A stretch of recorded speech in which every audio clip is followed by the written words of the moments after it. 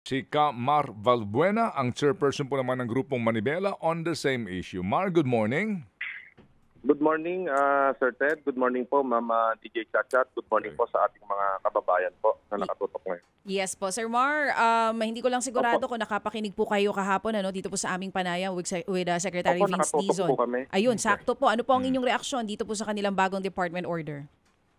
Alam niyo po, siya na mismo ang nagsabi, si Secretary Vince Dizon na yung mga naunang nag-modernize ay talaga pong nalugi lamang na sinasabi niya na 60%.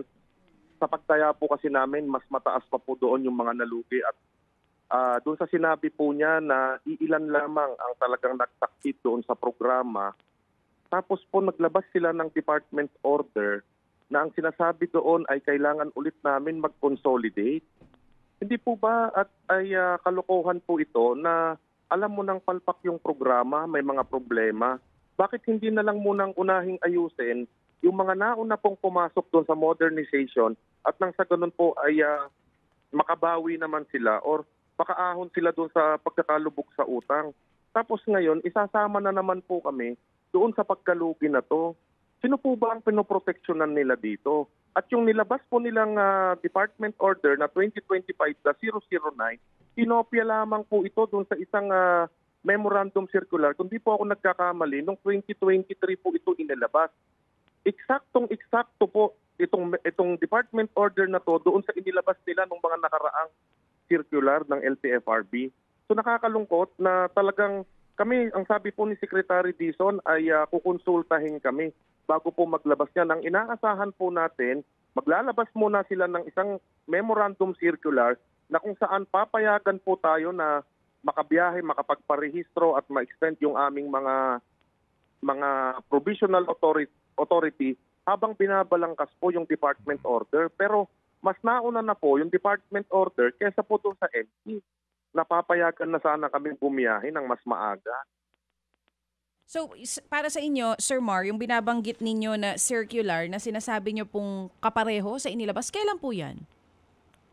Kung hindi po ako nagkakamali, 2023 po ito, last quarter po ng 2023, na yung 60% na consolidated doon sa ruta at yung 40% na hindi po nakapag-consolidate ay mag-join na lang doon sa existing transport service entities. At yung 40% na consolidated rate lang doon sa isang lugar na pwede pong magtayo ng kooperatiba or transport corporation. Eksaktong-eksakto po ito doon sa circular na yon, Ma'am DJ Chacha. Kaya po, ang tingin ko dito, pinaikot yung ating secretary na ito ang ilalabas nilang department order. Parehong-pareho po ito. Parehong-pareho. Sige. So kasi nga kahapon din if you notice, dulo na ng ating panayam na itanong natin to, kaya din wala na tayo masyadong oras para pahabaan ng mga katanungan at ang diskusyon. Kasi nga lumalabas na pareho lang parang nag-extend lang ng consolidation, wala lang deadline so far. Ganun ang datingan. Bagamat ang parang bago lang doon, yung mga gamit nyong units ngayon, basta pumasa doon sa roadworthiness test, pwede nang gamitin nitong mga bago na bubuuin na mga korporasyon o kooperatiba. Ano ngayon ang balak nyo, Mar, dito sa development na ito? Ang plano po talaga namin na kung bubuksan na po yung pag-extend ng provisional authority na makapag-apply kami at makapagparehistro, yun po muna yung priority natin. Pero yung pag-join po talaga sa kooperatiba at pag-consolidate, talaga pong ito talaga yung ino-oppose natin, Sir Ted, dito sa guidelines na inilalabas nila.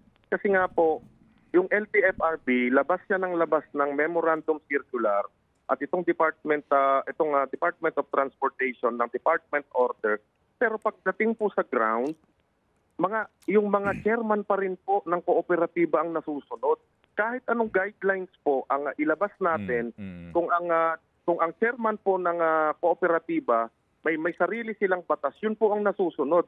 Kung yung ngalan pong magtanong ka, Sir Ted, kung may kita ba, wala ka ng karapatan eh. Pagka marami kang katanungan sa kooperatiba, tinatanggal yung mga miyembro. ayaw nilang ilabas itong libro. Kaya bakit pa kami mag-join o magpo-form ng ganitong klase ng kooperatiba? Okay, sige, ganito, no? Ang tanong ko, ano ang balak niyong gawin? Sana nga, wag naman welga kaagad na naman, ano?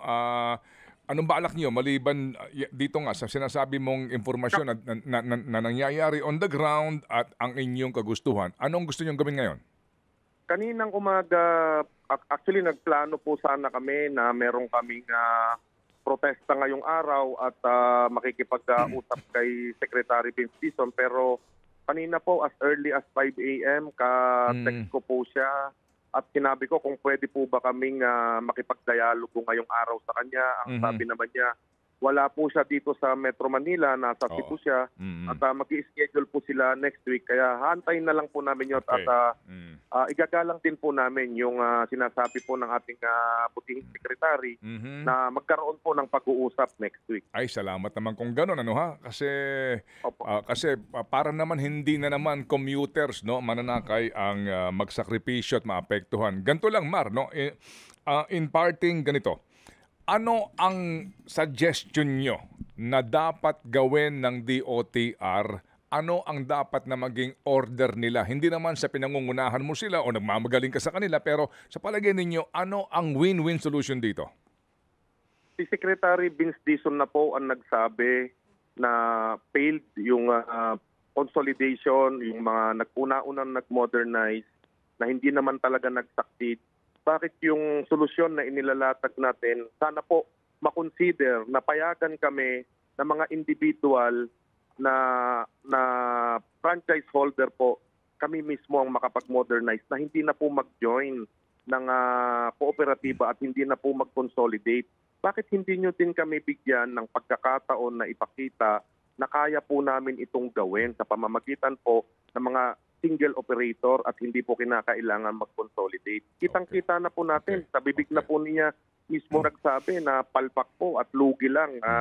Hindi po lamang ang kooperatiba, mga transport operator, driver ang nalugi, kundi po ang taong bayan, Sir Ted. Opo. Doon nga itong mga bangko, no, na nag-default ang payment ng mga umutang. Sige, so ilatag ko lang ito na mas klaro bago ko balikan si Kamodi Cha, Mar, no?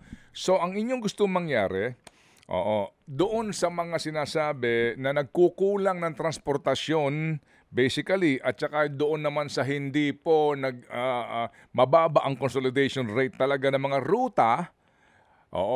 Una, yung mga franchise na o certificate ng authority na makabiyahe kayo, sa lahat ng tinanggalan nila, yung mga bumabiyahe sa mga ruta na iyon, ibalik itong kanilang mga permit ninyo na makabiyahe kayo, makatulong kayo bilang masasakyan ng mga commuters. Doon, hindi na kayo obligahin na mag-cooperative o mag-korporasyon.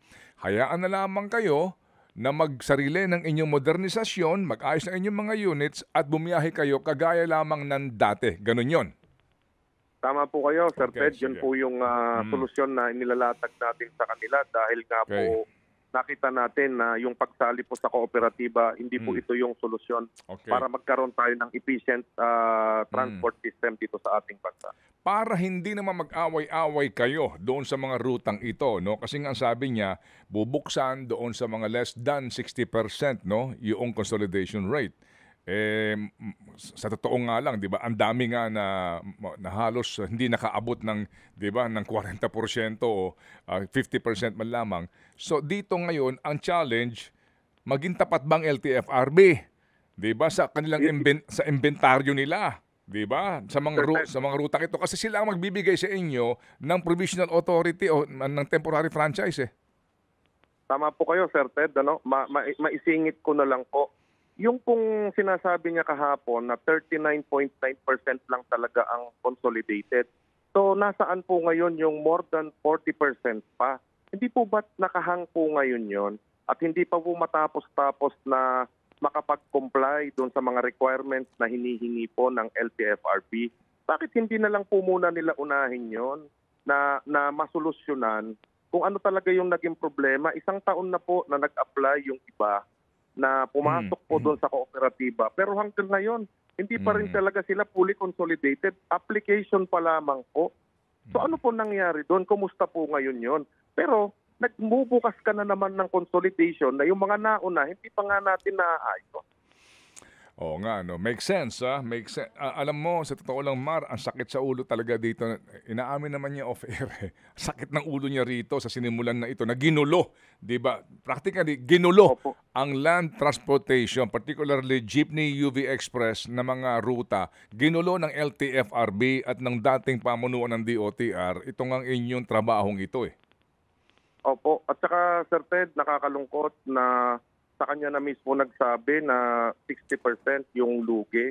Tapos hihikayatin mo pa kaming sumali o mag-form ng kooperatiba.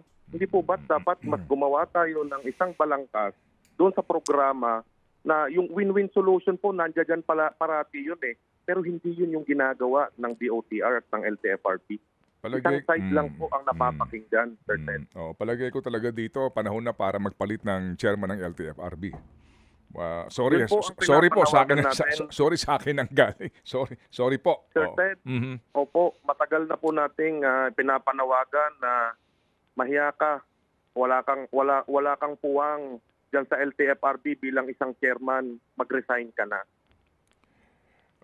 Well, ako naman nananawagan ng palitan, ikaw pinag-resign mo talaga. O sige. So Mar, salamat na marami. Makikipag-ugnayan kami sa inyo pagkatapos lang ng halalan dito nga sa binabanggit ni Secretary Vince Dizon na panibagong pagpupulong kasama ang inyong sektor. Salamat sa inyong pagiging mahinahon sa isyong ito ngayon. Maraming salamat po, Sir Ted. Mabuhay po kayo. Salamat.